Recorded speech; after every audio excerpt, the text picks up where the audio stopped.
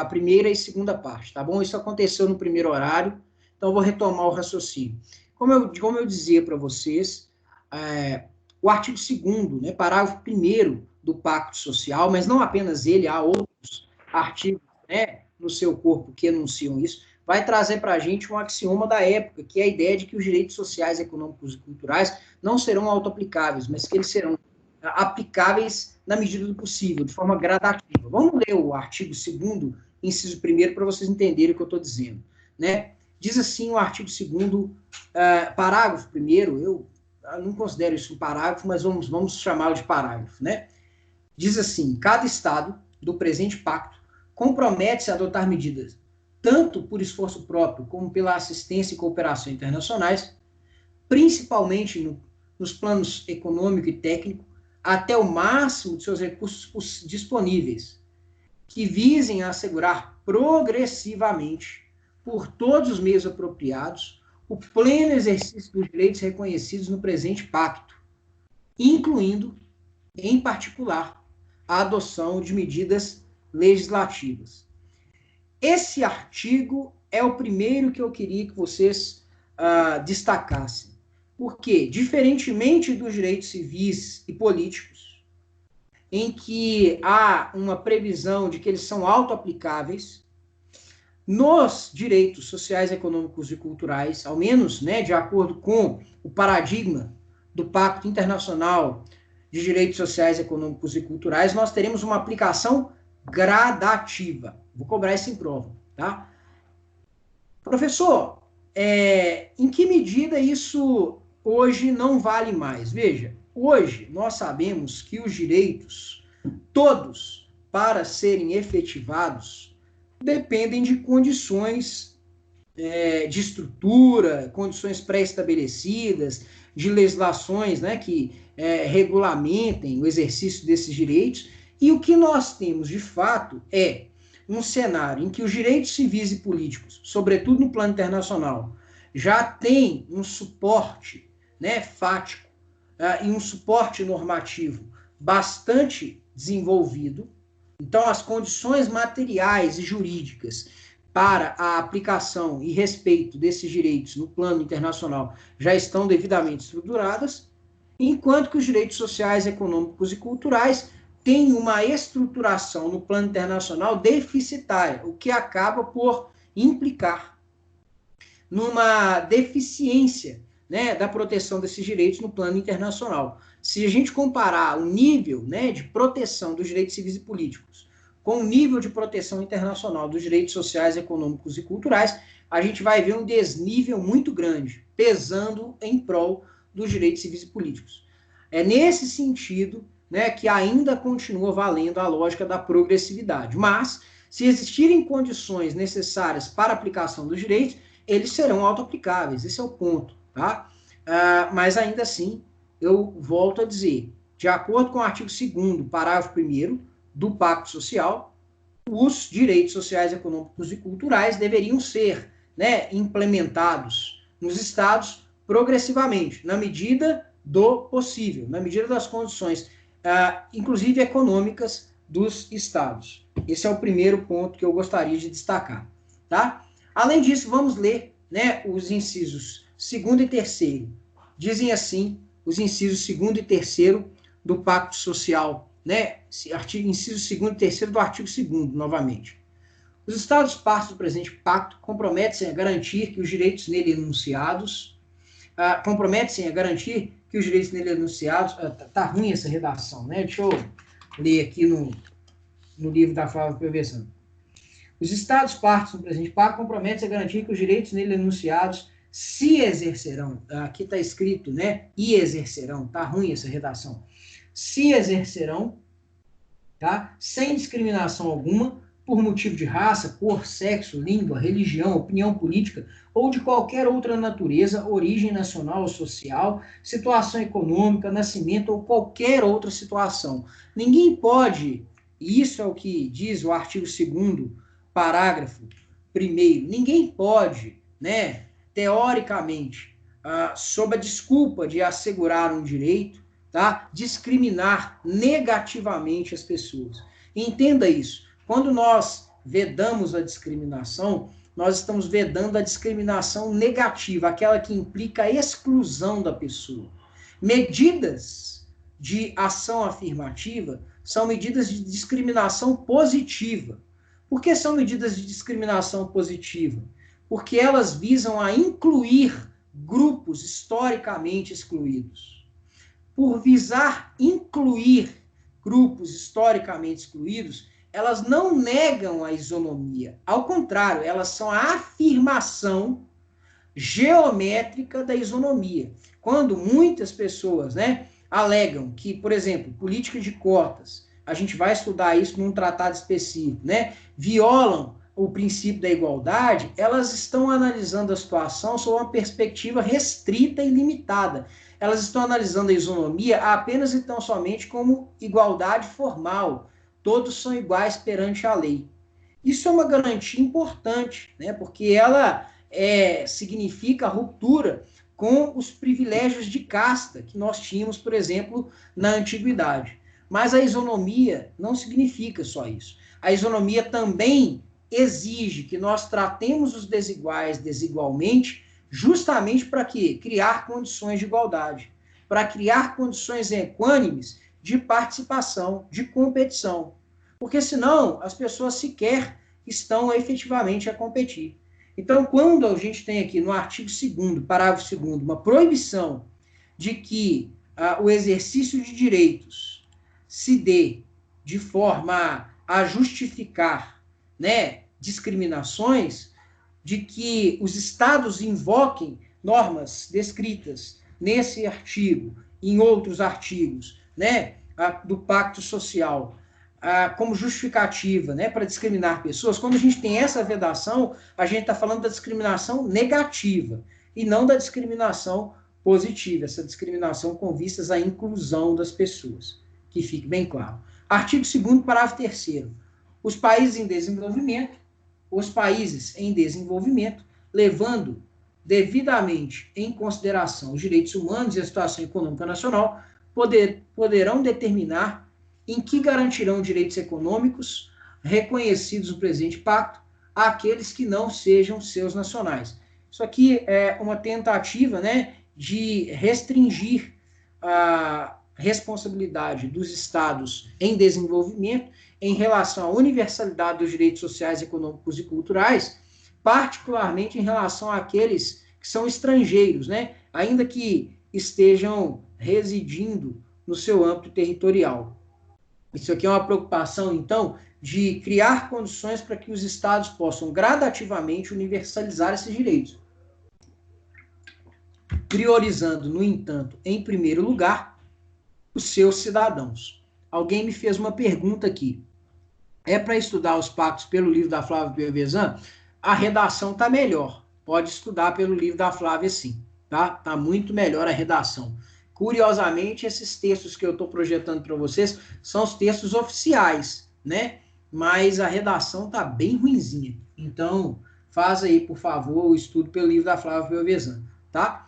Muitas vezes isso acontece porque, na hora de traduzir, né, eles traduzem de uma forma muito pelas coxas e aí fica ruim, né? A linguagem oficial dos tratados geralmente é espanhol, pelo menos, né, no âmbito do sistema regional interamericano. No sistema global é inglês, francês, alguns tratados, né, adotam o russo, mas o português geralmente não é linguagem oficial. Então, geralmente, os nossos tratados, né, quando são incorporados, eles utilizam versões traduzidas e nem sempre a tradução fica legal. Mas eu estou me espantando aqui que há nesses textos que eu estou projetando para vocês alguns erros bastante ruins assim na tradução, tá? Então, se você puder, estude pelo livro da Flávia. Então, o primeiro artigo que nós estudamos, o artigo 2º, fala da aplicação progressiva dos direitos sociais, econômicos e culturais,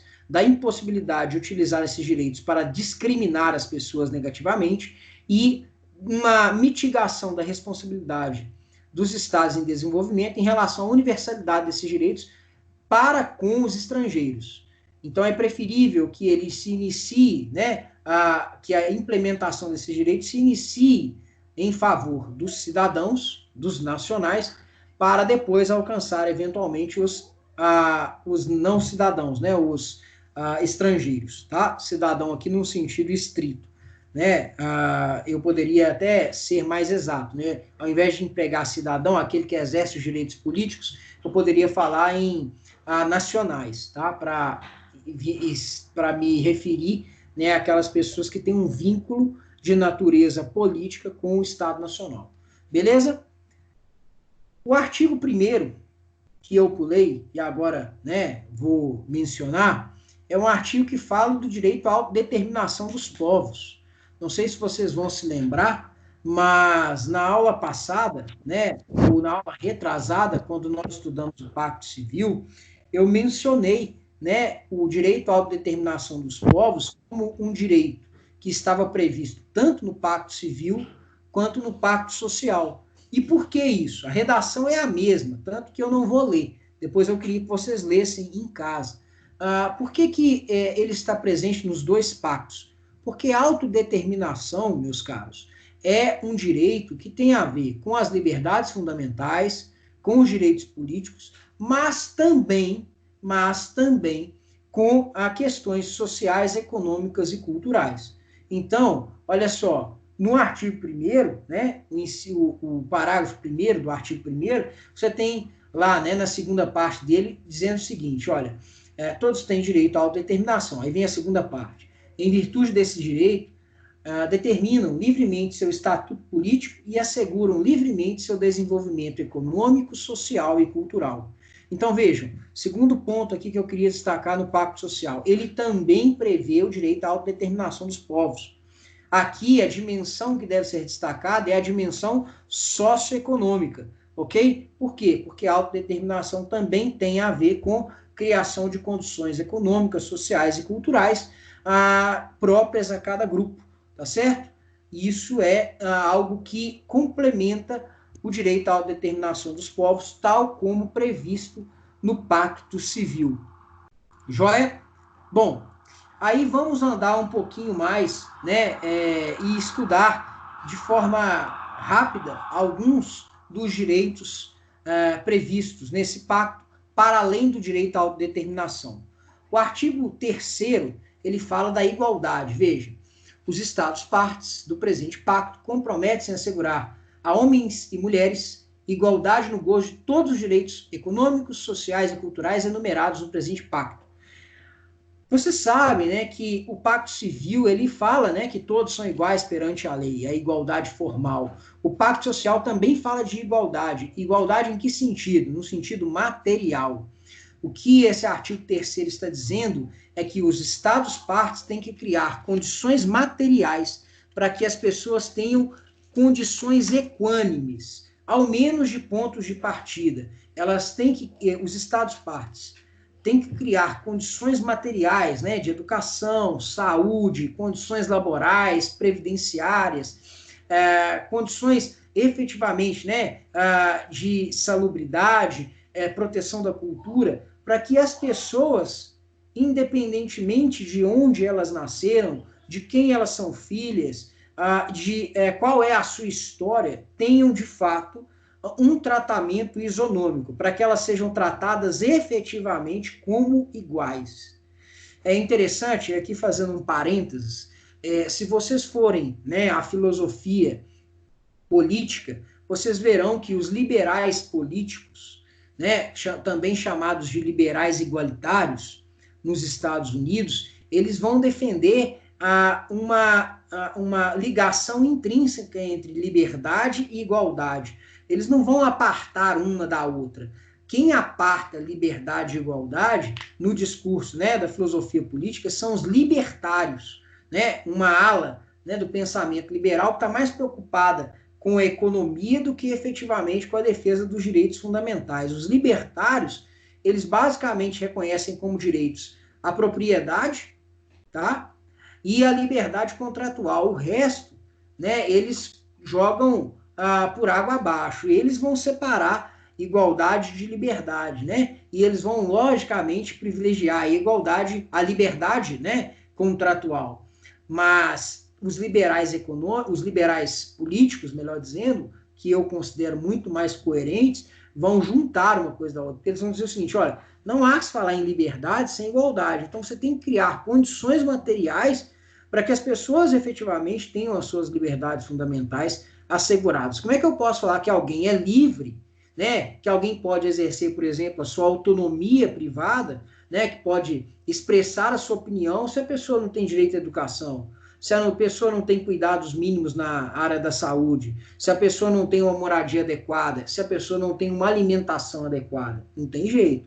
Uma coisa pressupõe a outra, beleza? Então, a igualdade material, ela está preocupada com a condição, né, efetiva, né? Ela está preocupada com as prestações materiais efetivas necessárias para que as pessoas possam ter, pelo menos, igualdade de pontos de partida. Não de pontos de chegada, necessariamente, né? Mas de pontos de partida, para que todos possam efetivamente competir, porque senão a gente não tem sequer competição. E aí como é que eu posso dizer que o resultado é justo? Não tem jeito, né? Artigo 5º.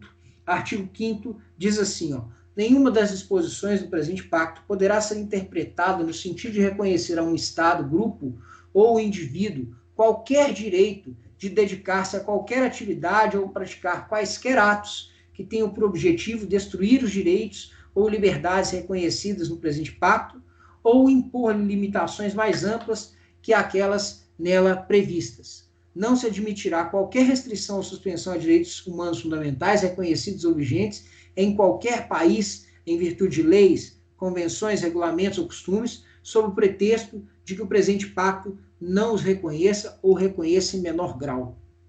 Esse artigo aqui também é importante, porque ele fala assim, você não pode invocar os artigos do Pacto Social para justificar uma aplicação dos direitos sociais, econômicos e culturais em menor nível que aquele já reconhecido no âmbito dos estados. Aqui, gente, prevalece sempre a inteligência que diz, vai valer, em caso de duas normas conflitantes, aquela que mais proteja o ser humano, tá certo? E nenhuma das disposições deste tratado pode ser invocada como justificativa para violar direitos, tá certo? Isso aí também é importantíssimo destacar. Beleza? O artigo 6º fala de direitos trabalhistas. Vamos ler. Artigo 6º, parágrafo 1º. Os Estados partes do presente pacto reconhecem o direito ao trabalho, que compreende o direito de toda pessoa de ter a possibilidade de ganhar a vida mediante um trabalho livremente escolhido ou aceito, e tomarão as medidas apropriadas para salvaguardar esse direito. Ela está dizendo o seguinte, que o direito ao trabalho é um direito social, mas ela não está garantindo, veja, ela não está garantindo que não haverá situações de desemprego. É curioso isso, né? Porque se o direito ao trabalho é um direito humano fundamental, não poderia se admitir que houvesse a situação de desemprego. Mas nós sabemos que, faticamente, principalmente, né, nas sociedades que nós vivemos, nós temos a situação de desemprego. Então, o que não significa dizer, né, que a pessoa que está desempregada não possa efetivamente buscar, né, condições para a sua subsistência e condições essas que estão relacionadas exatamente ao exercício de uma atividade remunerada. O que o pacto está dizendo é que no exercício da atividade remunerada são resguardados os direitos trabalhistas. Obviamente que ele está falando da atividade remunerada formal e não da atividade remunerada informal. Qual o problema da atualidade? A gente está tendo um crescimento da informalidade e um decrescimento das relações formais, com uma relativização dos direitos trabalhistas,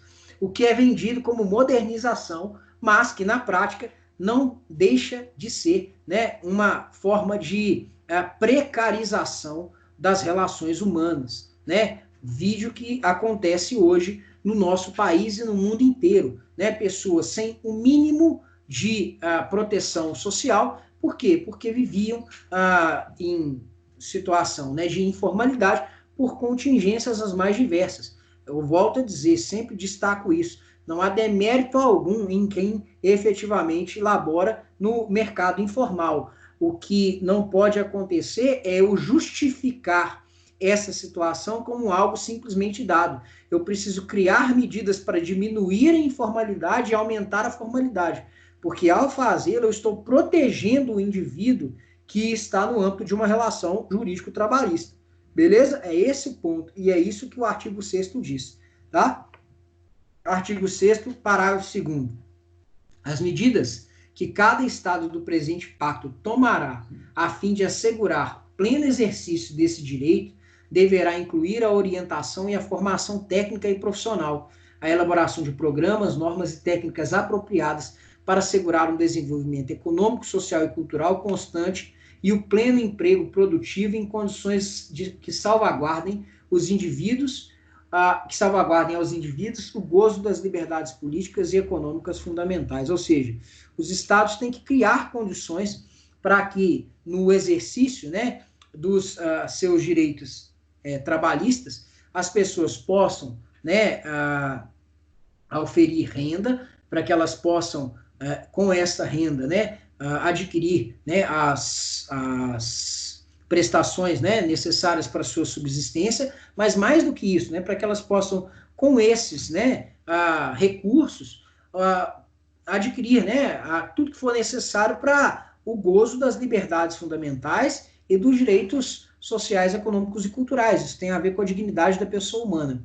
Então, o artigo 6º fala de direitos trabalhistas de forma um pouco mais genérica. No artigo 7º, a gente vai aprofundar isso, tá? Porque a gente vai falar em condições de trabalho justas e favoráveis, e isso pressupõe o quê? Uma remuneração que proporciona, no mínimo, aos trabalhadores um salário equitativo, remuneração igual por trabalho igual, existência decente das famílias, trabalho em condições salubres, tá? Igual oportunidade para todos, descanso semanal remunerado, lazer, limitação, né, razoável de horas, tudo isso está previsto no artigo 7º. Nada disso existia no século XIX. Eu brinco com, obviamente, né, um tom de crítica, que muita gente, né, que fala em modernização das relações trabalhistas no século XXI, na verdade está falando em retorno ao século XIX, quando não existia limitação da jornada de trabalho, não existia férias remuneradas, não existia salário mínimo, não existia vedação ao trabalho infantil, não existia proibição, né, de jornada exaustiva de trabalho, não existia seguro contra acidente de trabalho, não existia direitos previdenciários, não existia nada disso, né? E nem por isso as atividades econômicas, apesar de gerarem riqueza, geraram riqueza maximizada para toda a sociedade. Pelo contrário, isso só gerou concentração de renda e foi o móvel das diversas, né, manifestações sociais, né, os movimentos sociais do final do século XIX, início do século XX, por melhorias de condições de vida. Então, o artigo 7º, ele especifica alguns direitos trabalhistas que estão previstos na nossa Constituição, importantíssimos, tá? É muito relevante lutar por isso, porque, como eu já disse, né, direitos são conquistas históricas. Não pense que eles caíram do céu, né? E é óbvio que quem perde com a precarização dos direitos trabalhistas não é um empregador, né? É o empregado. E se você é empregado, você deveria lutar pelo fortalecimento dos seus direitos, não pela precarização dos seus direitos. Aquele papo, né? Mais emprego, menos direitos, meus amigos, isso é uma falácia absurda, né? Daqui a pouco, eu falava isso nas minhas aulas, as pessoas me olhavam desconfiadas. Eu dizia, daqui a pouco todo mundo é Uber, daqui a pouco todo mundo é entregador de iFood. Claro, entendo, não estou desmerecendo e não estou, de forma nenhuma, estou desvalorizando a pessoa que é motoboy, que entrega os alimentos. Aliás, num momento como o que nós estamos vivendo, vocês estão prestando serviços que são essenciais. Mas veja, qual é a proteção que essas pessoas têm hoje? E o lucro que as empresas ganham em cima do trabalho que essas pessoas executam é proporcional? Deixa eu ver aqui, o colega está comentando. Deixa eu olhar aqui.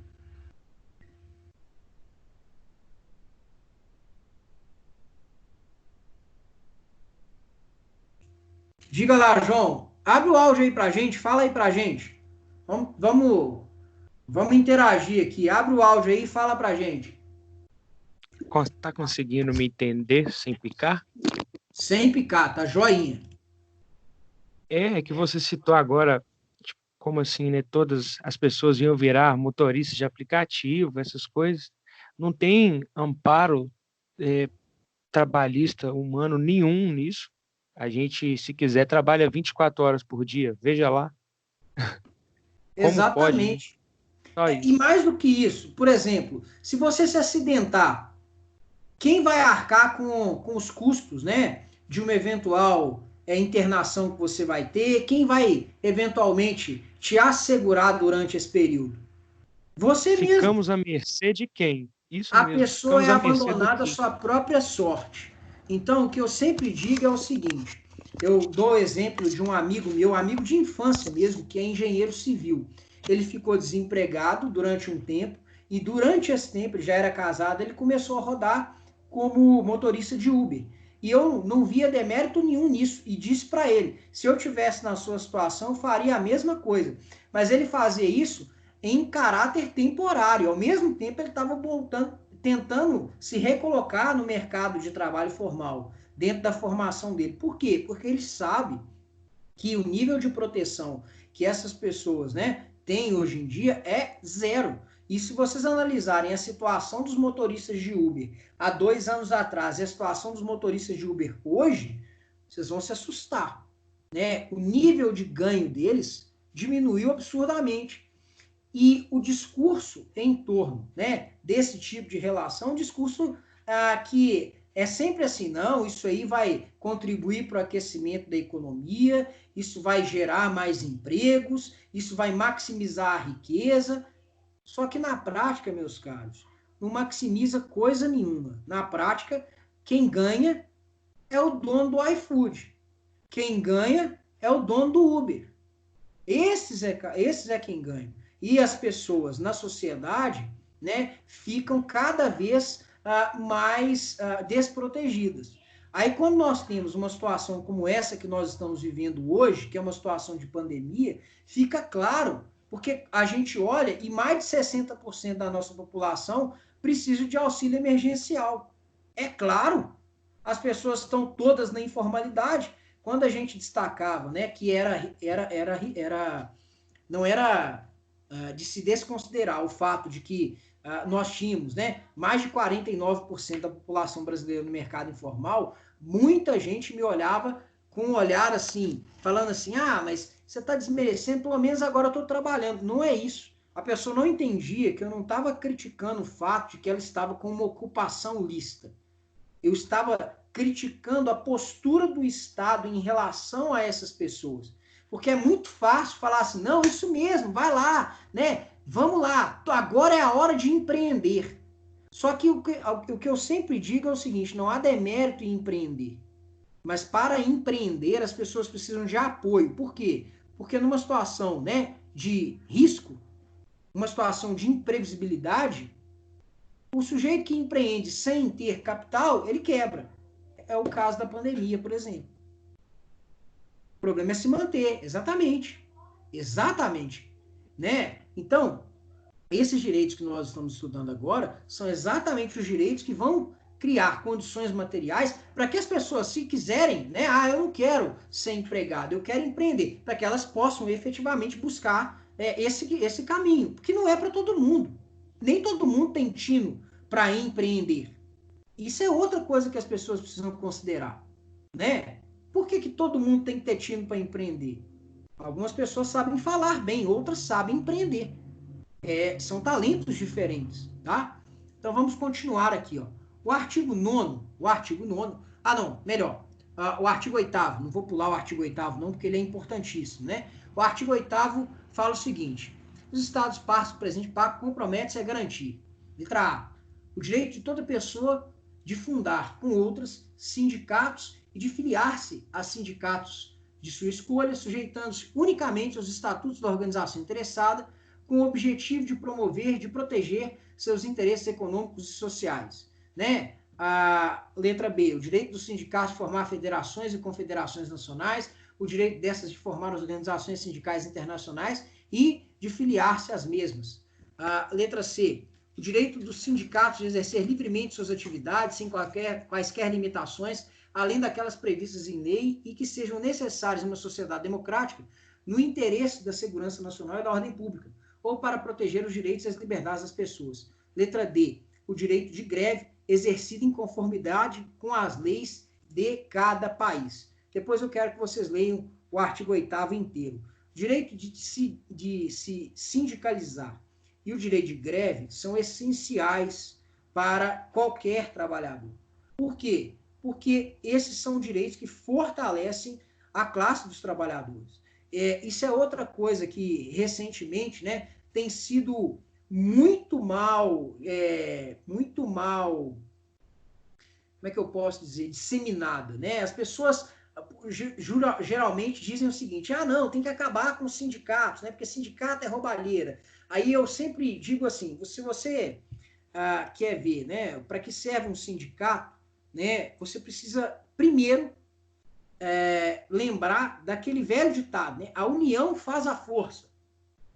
Você sozinho não tem muita força, muito menos força para negociar com o seu empregador. Porque você, com o seu empregador, muito provavelmente pode até ter um nível de intimidade, mas em última instância, o que ele falou, está falado, não quer não? Então tchau, tem muita gente querendo entrar, né? A demanda, né, é grande, né? Então, se você não está satisfeito, pede para sair. Qual é a força que sozinho você tem, né, para lutar por melhores condições laborais? É muito pequena, para não dizer inexistente. Então, os sindicatos são uniões, né, de associações, né, que congregam os trabalhadores para que eles possam lutar por melhores condições dentro, né, daquela categoria. É claro, existem sindicatos que não exercem as atividades devidamente no Brasil e no mundo. É claro, qualquer associação é assim. Por que uma associação de natureza trabalhista não seria? Você tem associações sérias e associações que não são. Você tem sindicatos sérios e sindicatos que não são. Eu, por exemplo, sou sindicalizado, sou professor sindicalizado. O sindicato dos professores, o Simpro, é um sindicato seríssimo. Seríssimo. Meu pai foi sindicalizado durante muito tempo, né? E o sindicato dos securitários, ao qual ele pertencia, teve períodos que não eram vamos falar assim, tão bons assim. Tanto que meu pai saiu do sindicato por conta disso, né? E não foi demitido, porque ele era um bom funcionário. Né? Então, o que eu quero dizer para vocês é esse papo, não, vai sozinho que você vai ver aonde você vai chegar. Se você tiver curiosidade, tem um filme, o documentário, né, que ganhou o Oscar no último ano, nesse ano agora, o documentário que o Obama e a esposa dele fizeram, né, Indústria Americana, tá no Netflix. Quem tiver, vale muito a pena assistir, para vocês verem, melhor dizendo, né, o quanto hoje em dia rótulos não dizem muita coisa, né? Tem uma empresa chinesa que vai para os Estados Unidos e essa empresa chinesa ela é financiada, né, pelo Estado chinês e ela nos Estados Unidos proíbe, né, ou faz de tudo para que os seus funcionários não se sindicalizem, né?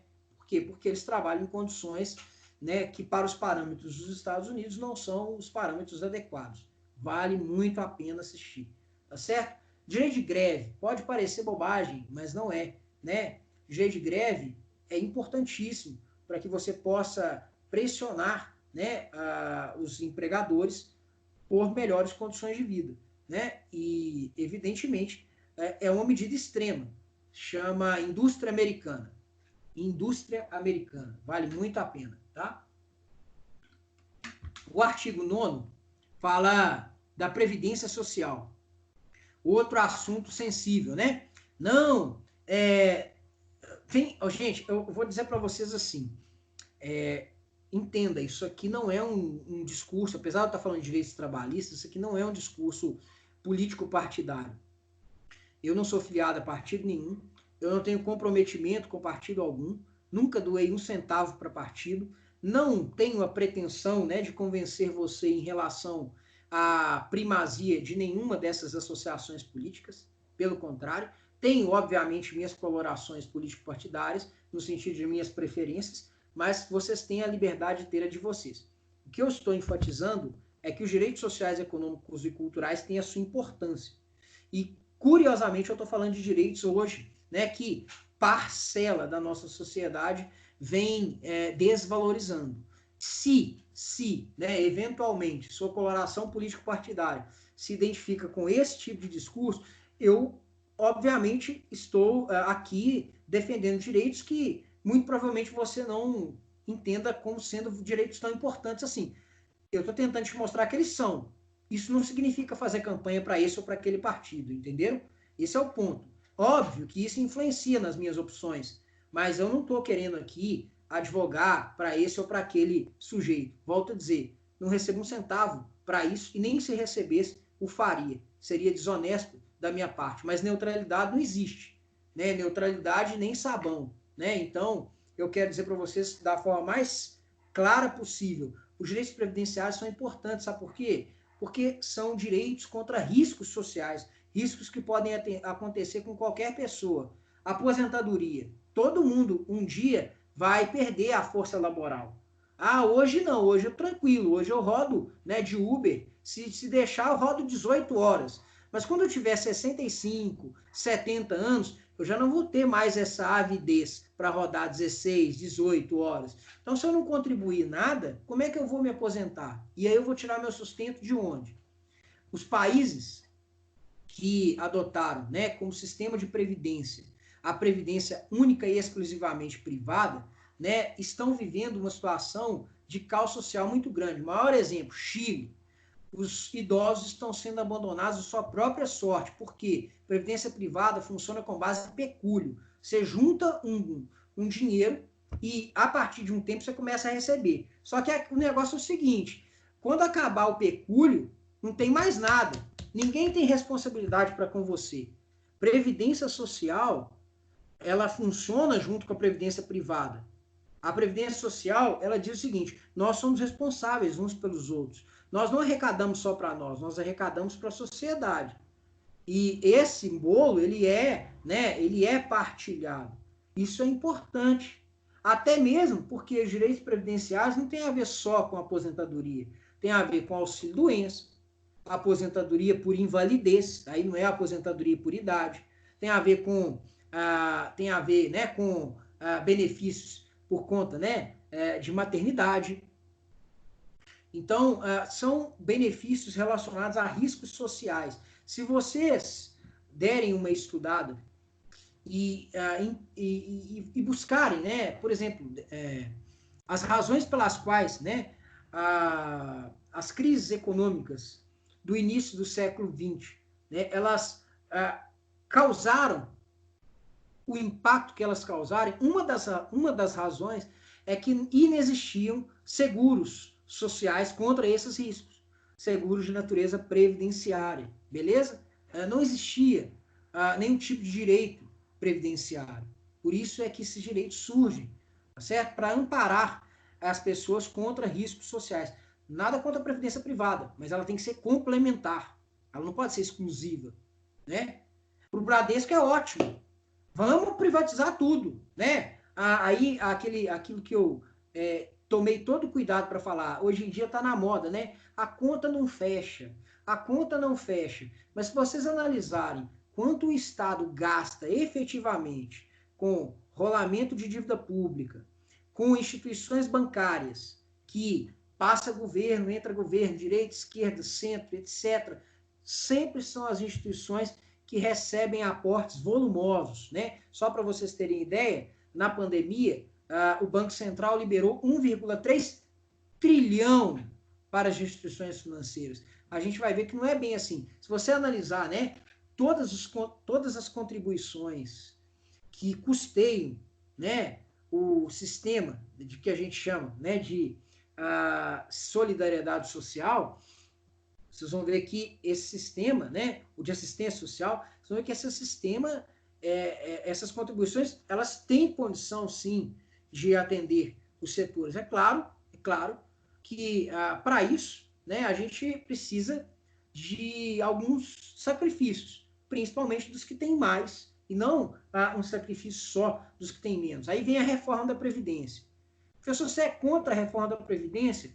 Não, eu não sou contra a reforma da Previdência, eu sou contra essa reforma que foi aprovada. Por quê? Porque ela mexe novamente no regime geral, ela não toca no regime especial dos militares, né? Então, só para vocês terem ideia, né? Se vocês analisarem, por exemplo, quanto que a nossa secretária da Cultura ganha de pensão por conta dela ser filha de ex-militar, né, de um militar que faleceu, nossa secretária da Cultura, se vocês estudarem, se vocês verem quanto que ela ganha, vocês vão ver que esse regime precisava ser mexido. Não vou mexer de novo no regime geral, onde as pessoas ganham em média, né, sei lá, 2 salários, 1 salário. Poxa vida, né? E ainda toco na pensão do regime geral, né? Tem pensionistas agora que vão receber meio salário mínimo. Isso é injusto. Como é que as pessoas vão sobreviver? Então, eu sou contra essa reforma que foi aprovada, não a reforma em si, tá? Fique bem claro. Então, os direitos previdenciários também são direitos humanos. Artigo 10º, tá? Mais uma vez aqui, a proteção da família como uma instituição essencial. Aqui, proteção da família como uma proteção de caráter social, econômico e cultural.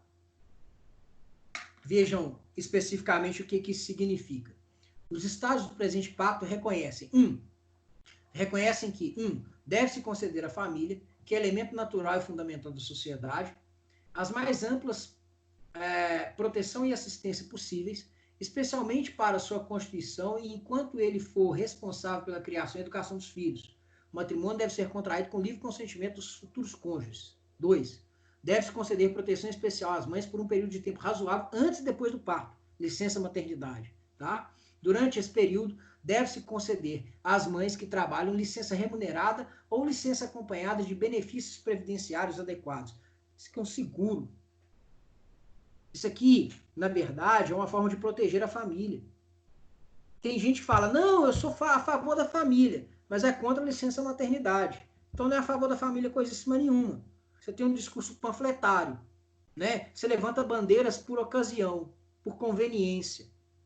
É a mesma coisa da pessoa que é a favor da vida, mas em prol do direito à vida, mas é a favor da pena de morte. Você não é a favor do direito à vida. Na verdade, seu discurso é por conveniência. Ah, professor, mas espera aí, você está sendo muito duro. Eu, na verdade, defendo isso. Então, o que eu estou querendo fazer, na verdade, não é te deixar em uma situação constrangedora, não é te expor, nada disso. É fazer com que você reflita. No mínimo, a gente tem que ter coerência. Né? Eu acho que o direito à vida é um direito absoluto. Então, se não é um direito absoluto, eu não posso admitir a pena capital. Ou uma coisa ou outra. As duas não dá. Entenderam? Esse é o ponto. É só isso que eu queria que vocês refletissem. Tá? Não tô... Volto a dizer, às vezes sou muito enfático e algumas pessoas me julgam mal. Não estou recriminando ninguém pelas posições. Nós vivemos uma sociedade plural. Nós vamos mais divergir do que concordar. Agora, as pessoas precisam ter coerência nas suas posições. Porque senão daqui a pouco vocês vão me perguntar uma coisa e eu vou falar, é isso. E depois aquilo. Mas você falou antes, não tem compromisso com as minhas posições. Ué, aí não dá, né? Aí não dá. Inciso 3.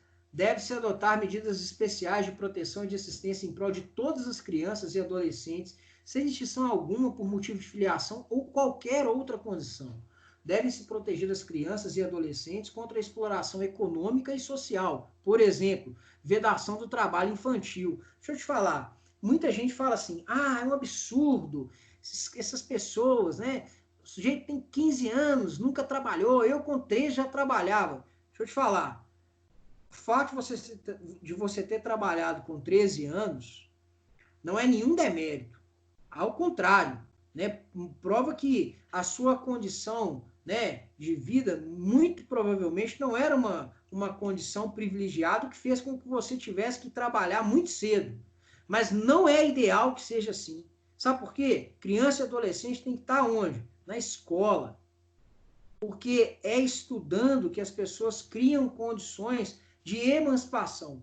Para lá na frente, né, quando efetivamente ela se tornar adulta, ela poder estudar. Óbvio, isso não impede que você atue como um aprendiz, né? Já ouviram falar do profissional aprendiz? Pois é, só que ali você está em condição de aprendizagem.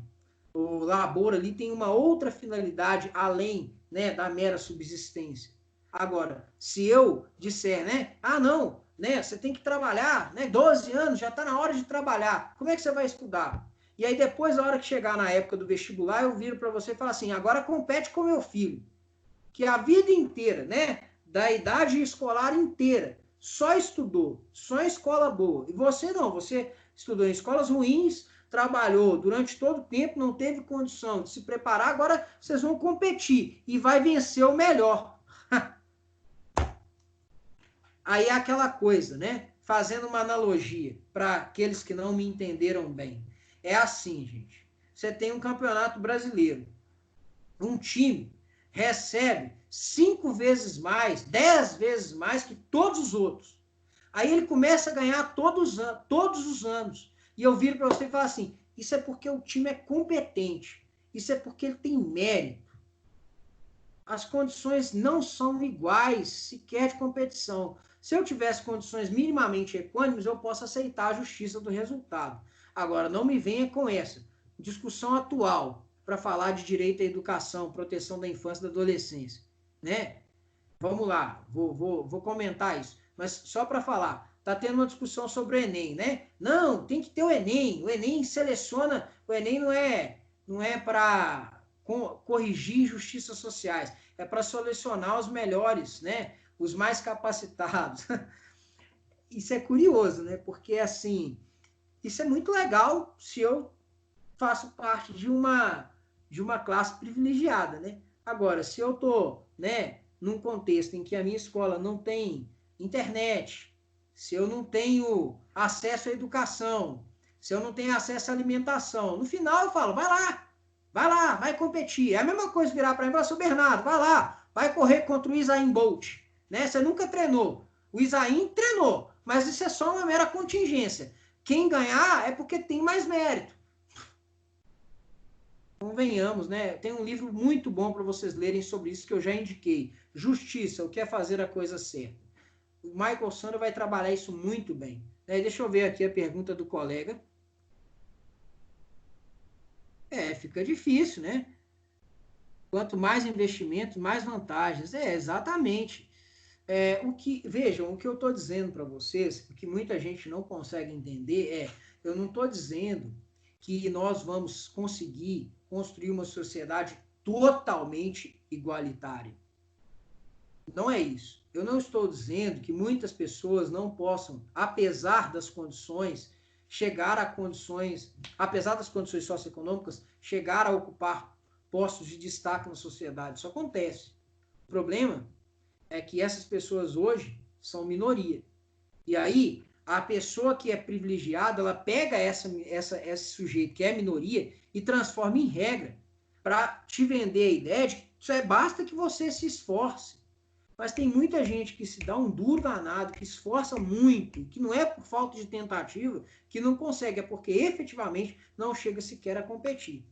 Eu dou exemplo dos concursos que fiz, né? Eu fiz vários concursos, né? Fui aprovado em 2 até aqui. Defensoria Pública de Pernambuco e Defensoria Pública do Distrito Federal. Ainda não tomei posse em nenhum dos 2 lugares. Não sei se tomarei por conta do contexto atual, mas espero que sim. Bom, o que eu quero dizer aqui é o seguinte, para competir, né, eu tive que viajar, eu tive que ficar hospedado, né, eu tive que gastar dinheiro. Tem gente que nem compete, meus caros. Não pode nem viajar. Como é que eu vou falar, né, que é justa a competição? Então, é isso que eu queria destacar para vocês. Eu amparo, né, a criança e adolescente tem a ver com isso. Vamos seguir aqui, artigo 11. Artigo 11, né? vai tocar no ponto que eu estou destacando aqui agora. Os Estados partes do presente pacto reconhecem o direito a toda pessoa um nível de vida adequado para si próprio, a sua família, inclusive com alimentação, vestimento e moradia adequadas, assim como melhoria contínua de suas condições de vida. Os Estados partes tomarão medidas apropriadas para assegurar a consecução desse direito, reconhecendo nesse sentido a importância essencial da cooperação internacional fundada no livre consentimento. Depois eu queria que vocês lessem os outros parágrafos. O que eu estou dizendo aqui é basicamente o seguinte: alimentação, vestimenta, né, moradia, isso é essencial.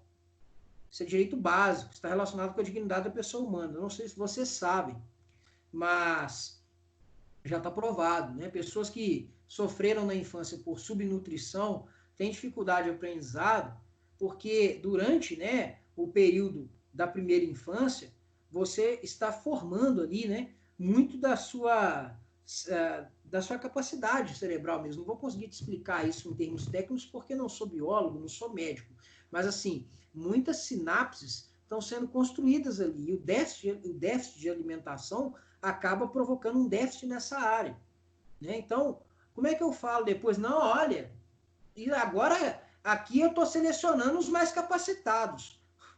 Você está vendo como é que não existe essa ideia de separação dos direitos civis e políticos em relação aos direitos sociais, econômicos e culturais?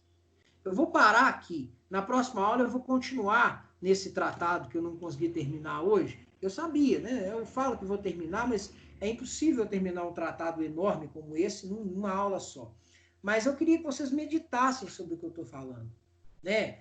Direitos sociais, econômicos e culturais são essenciais.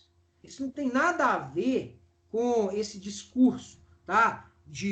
Da atualidade, né? De que, não, isso é coisa de, sabe, taxando as pessoas. Deixa eu te falar, se você estudar a história da Europa, se você estudar a história dos Estados Unidos, você vai ver, por exemplo, né, que o estado de bem-estar social esteve presente tanto nos Estados Unidos quanto nos países capitalistas da Europa.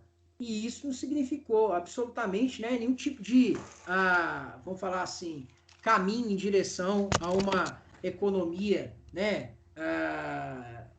de matriz socialista, enfim, sem nenhum tipo de demérito a esse tipo de escolha, né? Mas a ligação que essas pessoas fazem, né, dos direitos sociais, econômicos e culturais com os países, né, de economia socialista é uma ligação que acaba por ocultar, né, em certa medida, que os países do bloco capitalista, justamente para conter os avanços, né, do bloco socialista, adotaram direitos sociais, econômicos e culturais e implementaram nos seus territórios estados de bem-estar social bastante substanciais. E isso fez com que eles pudessem evoluir como sociedade, inclusive no campo econômico.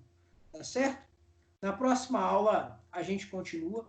Eu queria, né, fechar a aula abrindo a oportunidade para aqueles que quiserem. Eu vou até parar a gravação aqui